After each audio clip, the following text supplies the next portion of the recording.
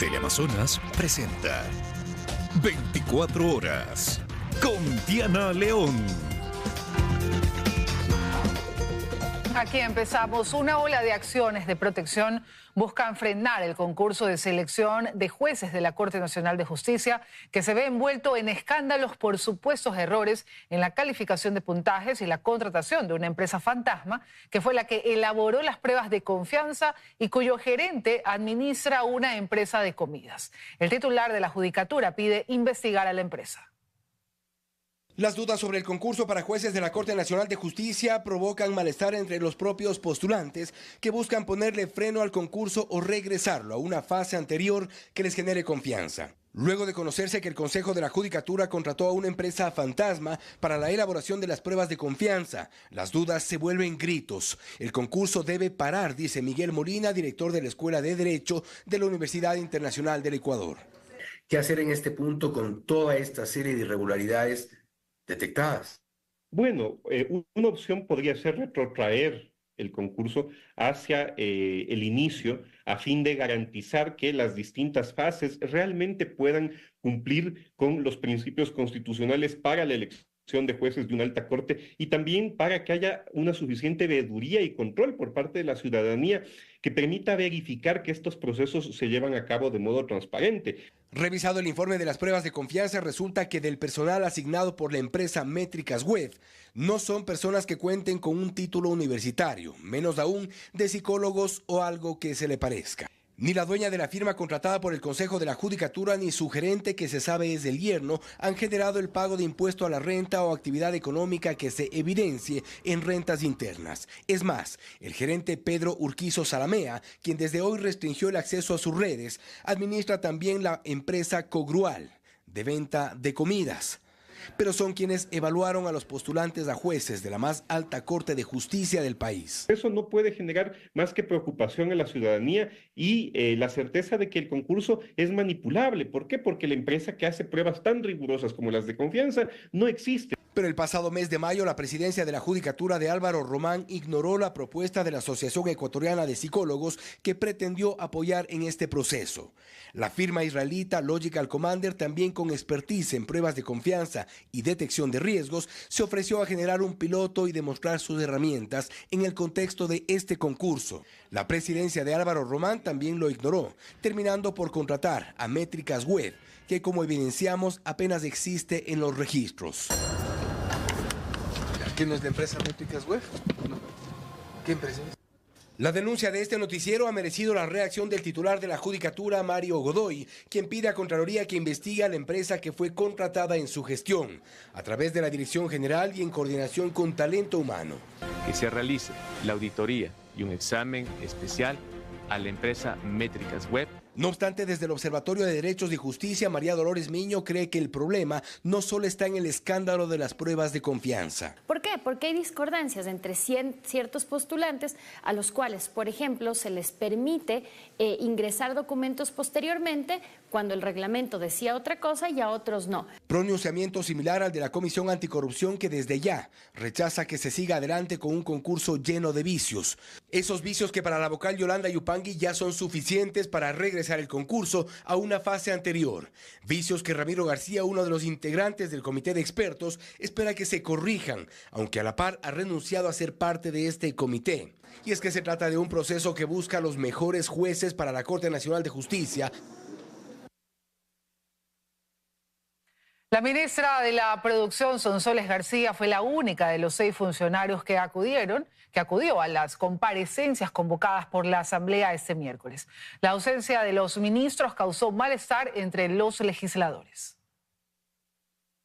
Que la disposición del presidente de la República es que sus ministros acudan a las comisiones de la Asamblea solo cuando se trate de temas técnicos, aclaró la ministra de la Producción, Sonsoles García, pues fue la única de 6 funcionarios convocados que acudió este miércoles al Legislativo. Nosotros acatamos todas las disposiciones del Ministerio de Gobierno y existen las excepcionalidades como los temas técnicos, y esto es un tema técnico y es por eso que estamos aquí. Sin embargo, en la mañana debían comparecer ante el Pleno los ministros del Interior, Defensa y Turismo, pero se excusaron. Argumentaron estar en territorio. Vendrán para los temas constructivos, pero para los temas para los que se los está convocando definitivamente ya es una persecución política innecesaria. La primera comisión fallida fue la de Justicia, donde debía comparecer la secretaria jurídica de la presidencia, pero no llegó. Uno podría presumir de que la ausencia de la secretaria jurídica de la presidencia de la República el día de hoy a la comisión se da en el marco de las declaraciones desacertadas del viceministro de Gobierno. De ayer tenemos un discurso diferente del viceministro, no sé qué le está pasando, parece que se está olvidando y aún quiere ser el asambleísta. Él cuando sea asambleísta entonces no va a asumir su rol fiscalizador. Lo propio ocurrió en Salud y en la Comisión de Gobiernos Autónomos Descentralizados. El viceministro Esteban Torres fue quien dio a conocer la decisión del gobierno de no enviar a sus ministros al legislativo. Sin embargo, en agosto de 2021, cuando era asambleísta, esto decía en sus redes sociales al respecto. Los ministros de Estado tienen la obligación de responder las veces que sean ante comisiones y ante el Pleno de la Asamblea Nacional. Las veces que sean. La Asamblea no es ninguna comisaría de meros trámites de nadie. En lo digital queda grabado todo, a menos que se lo borre formalmente, ¿verdad? Y él dice en ese momento que es un total irrespeto que no vengan los ministros y funcionarios a la Asamblea a respondernos. Una decisión autoritaria, dictatorial de quien cree tener poder sobre la función legislativa. Lo que sí, las comisiones y el Pleno los volverán a convocar. El juez Fernando Muñoz, removido de la presidencia del TCE, tramitará la denuncia presentada por la vicepresidenta Verónica Abad en contra del primer mandatario Daniel Noboa por violencia política de género. En el mismo organismo hay una denuncia en contra de Abad por campaña anticipada. Todo esto mientras en el TCE hay un conflicto por la presidencia. La pugna entre el presidente de la República, Daniel Noboa, y la vicepresidenta Verónica Abad está ahora en la cancha del Tribunal Contencioso Electoral. La noche del martes se sorteó la denuncia que presentó Abad en contra del primer mandatario y otros altos funcionarios por violencia política de género. Y esta recayó en el juez Fernando Muñoz, quien fue removido el pasado lunes de la presidencia del organismo. Muñoz deberá tramitar la causa en la que la vicepresidenta acusa al primer mandatario de haber mermado su participación como mujer en las decisiones políticas del Estado y pide que se imponga como sanción una multa de 70 salarios básicos, la destitución del cargo y la suspensión de los derechos de participación por 4 años. La violencia política de género se configura en contra de la mujer por el hecho de ser mujer, lo cual viene a complejizar la situación de la configuración de esta infracción. Distinto sería siendo ella la vicepresidenta, en enero no le permitieran ejercer la presidencia por una licencia por candidatura del presidente, que ahí sí se configuraría un tema de violencia política de género. Mientras tanto, Abad debe esperar nueva fecha para la audiencia en la que se tratará la denuncia que el consejero de Participación Ciudadana, Juan Esteban Guarderas, interpuso en su contra por campaña anticipada en las elecciones de 2023, cuando fue candidata a la alcaldía de Cuenca. En principio, la diligencia estaba prevista para este jueves, pero fue aplazada. Me parece que sería complejo que se establezca, por ejemplo, un tema de destitución cuando es un tema por una elección anterior. Las denuncias en contra de las 2 primeras autoridades del Estado se tramitan en un tribunal contencioso electoral que vive su propio cisma por la presidencia del organismo. La acción de protección que presentó el martes Muñoz para evitar que Ivonne Coloma, nombrada como nueva presidenta del organismo, tome decisiones administrativas, fue sorteada ya. Y ahora los 3 jueces que lo removieron aseguran que la magistrada que conoce la acción es pareja sentimental de uno de los asesores de Muñoz. Esto se demostrará con las actuaciones jurisdiccionales posteriores de estos jueces, demostrando objetividad, imparcialidad. Ahí se verá si esta movimentación interna fue política o no fue política. Así los conflictos parecen no tener fecha de caducidad. Mientras tanto, desde el gobierno rechazan la denuncia que presentó Verónica Abad ante el Tribunal Contencioso Electoral y en la que pide la destitución del presidente Daniel Noboa.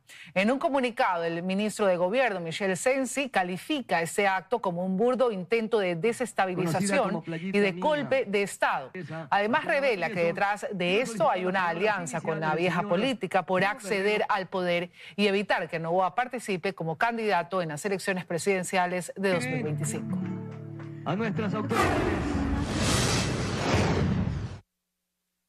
Alias Negro Tulio, cabecilla de los Chone Killers, lideraba una estructura delictiva desde la cárcel de máxima seguridad La Roca. Algunos de los integrantes de esa agrupación se desempeñaban como funcionarios municipales en Durán, según confirmó la policía tras un mega operativo que dejó 24 detenidos.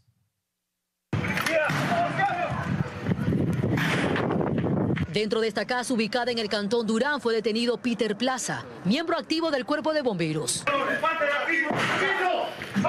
Señalado por los agentes policiales como el brazo operativo de Julio Alberto Martínez Alcíbar, alias Negro Tulio, líder de la estructura narcocriminal Chone Killers, quien fue capturado en Panamá, extraditado a Ecuador, luego preso en la cárcel La Roca, desde donde fue sacado este miércoles para ser presentado como quien dirigía la organización delictiva integrada por funcionarios públicos del municipio del cantón Durán, del Cuerpo de Bomberos y de la Agencia de Tránsito.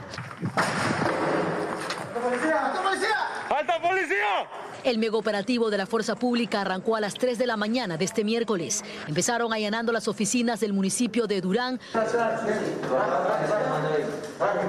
donde se realizó el levantamiento de documentos, en los que constan como parte de la nómina de empleados familiares de los integrantes de la banda delictiva Chone Killers. En donde esta familiaridad ya data de varios periodos anteriores, ¿no? Las relaciones o vinculaciones que tienen con los principales líderes de esta organización que en este momento han sido puestos a orden de la autoridad competente. De manera simultánea se allanó las instalaciones del Cuerpo de Bomberos. Ahí permanecían 18 miembros de la casaca roja.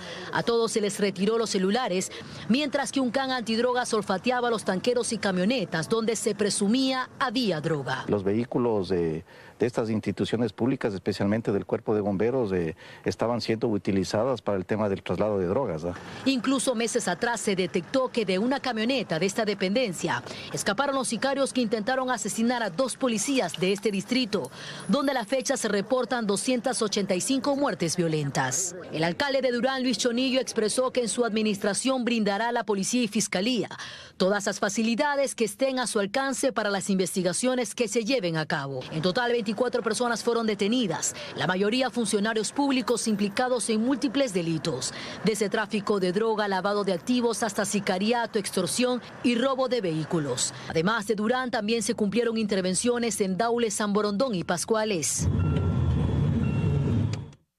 Tras la masacre en Camilo Ponce Enríquez, que dejó 6 fallecidos, las Fuerzas Armadas ejecutaron varios allanamientos en las minas locales. Un equipo de este noticiero acompañó las operaciones en este cantón de Azuay, donde se registran cerca de 50 muertes violentas. Por este camino de tercer orden que conduce a las minas de Camilo Ponce Enríquez, ingresamos a bordo de un vehículo blindado del Comando Conjunto de Fuerzas Armadas, siguiendo de cerca los trabajos militares. El primer punto intervenido fue la mina La Tormenta. Aquí aproximadamente hace un mes se reportó una masacre en la que 4 personas fueron asesinadas, por lo que se puede ver en los grafitis, en las paredes, la banda delictiva que estuvo comprometida en este ataque armado serían los fatales. Estructura a la que inteligencia militar buscaba, pero al llegar solo se encontró platos con comida en descomposición, colchones, balas de asesinatos previos y un montículo donde estaba instalado un armamento pesado para repeler incursiones militares o de mafias contrarias desde un mirador donde se visualizan los ingresos a la mina. Estas bandas delincuenciales realizan así lo que son secuestros para poder sacar el oro con esas personas que conocen de ese trabajo. Mientras se realizaba una inspección, la Policía Nacional confirmó que en Machala se encontró una cabeza humana, presuntamente de una de las víctimas de la reciente masacre reportada la mañana del martes 13 de agosto en la mina Loma Jerusalén, a tan solo 3 minutos de donde nos encontrábamos. Allí 5 hombres fueron asesinados y 3 más resultaron heridos, y donde además militares capturaron a 3 terroristas y abatieron a uno de ellos. Masacre que ocurrió en medio de un estado de excepción y toque de queda focalizado para este cantón de la provincia de Azuay. También, el pasado 26 de junio, 8 personas fueron asesinadas y algunas desmembradas en una mina de Santa Marta. Mientras que el pasado 17 de abril, su alcalde José Sánchez fue acribillado. El bloque de seguridad ha identificado a 3 bandas terroristas que se disputan aquí el control de la minería ilegal, Los Lobos, Los Fatales y Saubox, disidentes de Los Lobos. Eso es un ingreso para el contrabando y el narcotráfico. En lo que va del año, se han reportado alrededor de 50 muertes violentas en Camilo Ponce Enríquez, principalmente por la lucha de territorios. Desde las Fuerzas Armadas se reconoce que recobrar la paz en este punto tomará incluso años. Y continúa la búsqueda de los 8 de los 15 desaparecidos en una embarcación pesquera en Puerto Bolívar, El Oro, mientras que los restos del barco ya fueron recuperados. Es lo que quedó de la embarcación pesquera Conchita 4 que fue reportada como desaparecida el pasado domingo en Puerto Bolívar, provincia del Oro. Sus restos fueron remolcados al muelle de esa localidad, con la ayuda de pescadores y personal uniformado. En el lugar aguardaban decenas, querían saber qué pasó y no es para menos. Se presume que la embarcación fue atacada por criminales. Y es que no solo se han encontrado los restos calcinados del navío, sino que los cuerpos de al menos la mitad de la tripulación han sido localizados en diferentes puntos de esta zona costera desde el fin de semana, en que familiares denunciaron su desaparición. A bordo se presume que iban al menos 15 personas. Se presume porque, a decir de las autoridades, el capitán de la embarcación no notificó del zarpe. Las labores de búsqueda continúan. Estamos volcando todos nuestros esfuerzos para que ellos tengan una mayor tranquilidad y puedan recuperar, en el mejor de los casos, sea los cuerpos que existan ahí o alguna información que les permita saber a ellos qué pasó con sus familiares. Se ha podido observar que ya desde el interior de los restos de la embarcación se ha extraído partes del cuerpo de una persona posiblemente desmembrada. Aunque para algunos familiares de los pescadores que con foto en mano se acercaron a este lugar, la esperanza de encontrarlos con vida es poca. Lo que queremos es que nos ayuden, que por favor se apiaden de nosotros. Solamente queremos que nos ayuden a saber el resultado de cada quien. Nosotros como familiares literalmente sabemos que no vamos a rescatar un cuerpo completo y seguir buscando lo que falta. En Puerto Bolívar la violencia en torno a esta actividad no es nueva. En 2018 y 2019, por ejemplo, este noticiero reportó desde encuentros armados entre tripulantes de los llamados barcos bolicheros y pescadores artesanales, hasta la penetración de bandas criminales como lobos y choneros. La Armada del Ecuador interceptó 5 embarcaciones con más de 4 toneladas de droga. El operativo se ejecutó al sureste de las Islas Galápagos, aproximadamente a 290 millas náuticas. La acción naval dejó además 17 detenidos, entre ellos un ciudadano extranjero. Según información preliminar, los tripulantes intentaron deshacerse de los bultos del estupefaciente, lanzándolos al mar. Y al menos 29 criminales de los más buscados, pertenecientes a 9 bandas terroristas, han sido capturados en lo que va del año. Especialistas detallan que la mayoría de los detenidos corresponde a mandos medios y no a cabecillas de estos grupos criminales. Este es el listado de los 11 objetivos militares y de los más de 70 criminales más buscados por el eje de seguridad en Ecuador y que fue publicado a mediados de abril por el gobierno. De estas listas, al menos 29 criminales de los más requeridos han sido capturados en lo que va del año. Entre los últimos detenidos constan Julio Alberto Martínez, alias Negro Tulio, señalado como uno de los cabecillas de los Chone Killers y que fue detenido a finales de mayo en Panamá. Y pese a estar en la cárcel de máxima seguridad La Roca, daba órdenes desde su celda a los funcionarios de Durán para cometer delitos como narcotráfico y tráfico de armas, según informó la policía este miércoles. En este año también se logró capturar en una vivienda lujosa de Manta a Juan Carlos Chulca, alias Chavalo, uno de los objetivos militares vinculados al narcotráfico.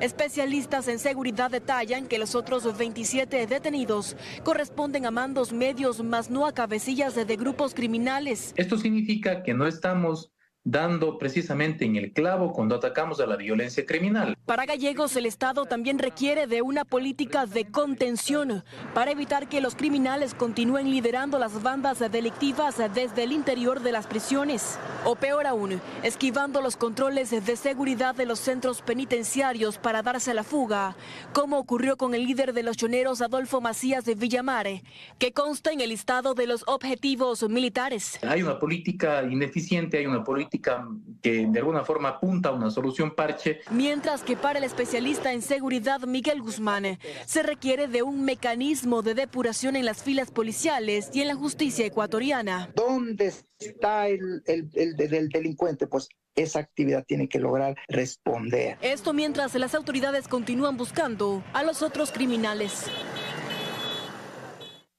En 78 de los 221 cantones del país no se registraron muertes violentas durante el primer semestre de 2024 y Galápagos es por segundo año consecutivo la provincia más segura con 0 homicidios. Expertos explican que varios cantones no están en la ruta del narcotráfico, por lo cual no han sido permeados por los grupos delictivos. La espiral de violencia en el país sigue siendo un tema alarmante. Sin embargo, hay lugares en donde el crimen organizado no ha logrado permear con fuerza. Según cifras de la Policía Nacional, en el primer semestre de este año, 78 de los 221 cantones no registraron muertes violentas. 45 de ellos están ubicados en la sierra, 9 en la región costa, 21 en el oriente y 3 en Galápagos, convirtiendo así al archipiélago en la provincia más segura del Ecuador. Todo el tema de la criminalidad, de la inseguridad está en la costa, porque es que ahí se distribuye todo el tema de la droga. Entonces, evidentemente, hay una lucha de territorios en toda la zona costera del país. Esto no ocurre en la sierra, porque la sierra, evidentemente, no es un paso justamente de la droga. Pero a lo que se refiere a delincuencia organizada o toda la dinámica del crimen organizado no es considerado como indicadores fuertes para que sean considerados cantones peligrosos. Estos cantones considerados como menos peligrosos, contradictoriamente se ubican entre los más pobres del país. Por ello, los consultados consideran que no se debe perder de vista las acciones que el Estado pueda realizar allí para evitar que sean tomados por los grupos criminales. La zona costa estuvo muy abandonada y eso hizo que, como el Estado estaba ausente, los grupos criminales ocupen estas zonas, y esto nos sirve de experiencia para que en otras zonas del país no vuelva a pasar lo mismo. Entonces implica mucha política social desde el Estado. La idea es que justamente los jóvenes en estas zonas tengan varias opciones: beca de estudio, capital semilla para emprender, temas de innovación. Así también explican, es necesario trabajar en inteligencia. Identificar cuál es el talón de Aquiles de estos cantones que aún se encuentran en delincuencia común y que no pueden ser potenciadores para atractivo de estas estructuras criminales. Te refiero, por ejemplo, en Pastaza tenemos varios de estos cantones que aún no forman parte de la dinámica del crimen organizado súper fuerte, pero vemos que hay un tema de minería ilegal que puede ser un potenciador. En el primer semestre de 2024 hubo 3.037 muertes violentas. Según los expertos, el año podría cerrar con mejores números que en 2023, cuando se registraron 8.151 homicidios.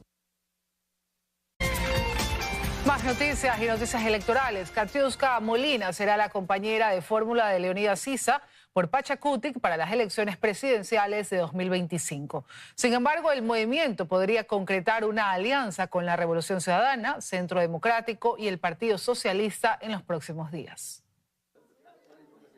Leonidas Sisa y la manabita Katiuska Molina es la fórmula presidencial del movimiento Pachakutik para las elecciones generales de 2025. Así se definió este miércoles durante sus primarias. 5.000 personas participaron en este proceso a escala nacional. Todos somos pueblo y buscamos una sola alternativa: sacar este país adelante de la injusticia, de todo un pueblo que busca sanar esta inseguridad, que es compromiso y es deuda de nosotros como ciudadanos sacar este país adelante. Molina es ingeniera comercial y nueva en el ámbito político. Su nombre fue designado por los representantes de la economía popular y solidaria, mientras que la lista de asambleístas nacionales está liderada por Fernando Cerón, presidente de la Casa de la Cultura. Tenemos a Alejandra Santillana y también el compañero Samuel Lema. Son representantes de las distintas organizaciones sociales. Sin embargo, Isa adelantó que esta decisión podría cambiar, pues aún buscan alianzas con otros movimientos de izquierda. Las condiciones en este momento con los movimientos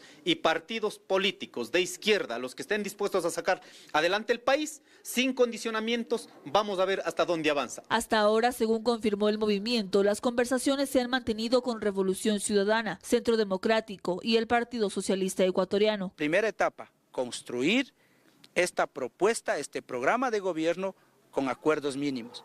Segunda etapa, que de todos estos 4 movimientos de izquierda se pueda sacar un binomio presidencial. Está previsto que este viernes 16 de agosto se conozcan los resultados de estos diálogos y, de ser el caso, se registre una alianza entre el 17 y el 30 de este mes. Y en esa misma línea, el Partido Socialista Ecuatoriano confirmó a su binomio de cara a las elecciones generales de 2025.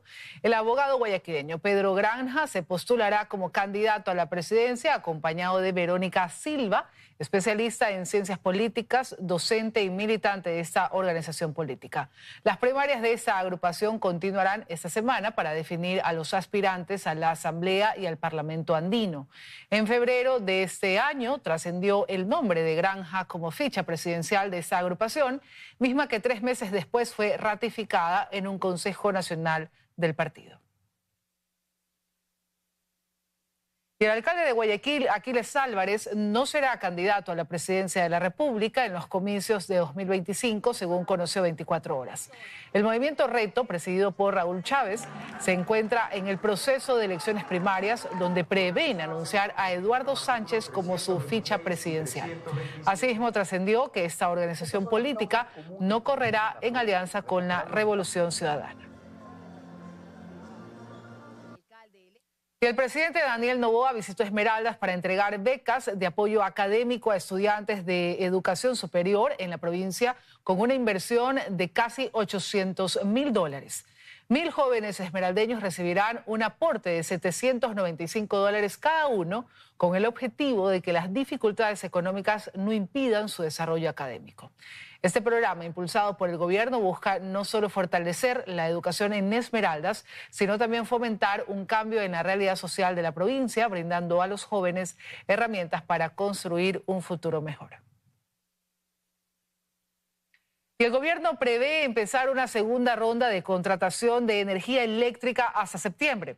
Al momento solo se ha licitado un 30% de los 1.000 megavatios que se necesita para enfrentar el estiaje. Son 341 megavatios los que se han contratado para enfrentar el estiaje. Esto pese que desde el mismo SENACE se ha advertido que se necesitan 1.080 megavatios en firme de generación eléctrica. El alquiler del barco de generación Embrevey es uno de estos. De aquí se recibirán 100 megavatios. En cuanto a generación en tierra, se tiene la compra de motores eléctricos en Quevedo. Aquí son 50 megavatios. La compra de motores eléctricos en Esmeraldas, 91 megavatios más. La compra de motores eléctricos en el Salitral, que representan otros 100 megavatios. En total son 4 adjudicaciones por un valor de $352 millones. Licitaciones que no están subidas al portal de contratación pública, pero sí en la página de SELEC. Esto por venir de fondos de multilaterales, quienes también toman participación dentro de estos contratos. Actualmente el gobierno tan solo ha contratado el 30% de la energía que se necesita para enfrentar la sequía, por lo que desde esta cartera de Estado se anunció una segunda ronda de compra de electricidad, la misma que iniciaría entre finales de este mes y de septiembre de este 2024. En esta segunda parte del proceso se incluirán los 28 megavatios que se tenía previsto obtener de la compra de motores eléctricos en Santa Elena, pero que su proceso fue declarado desierto en esta primera ronda. Con este nuevo anuncio, Ecuador busca no depender de la compra de electricidad a Colombia, por la cual pagamos 33 centavos en garantías de un suministro estable, asimismo de no tener que caer en una planificación de reducción de energía a nivel país.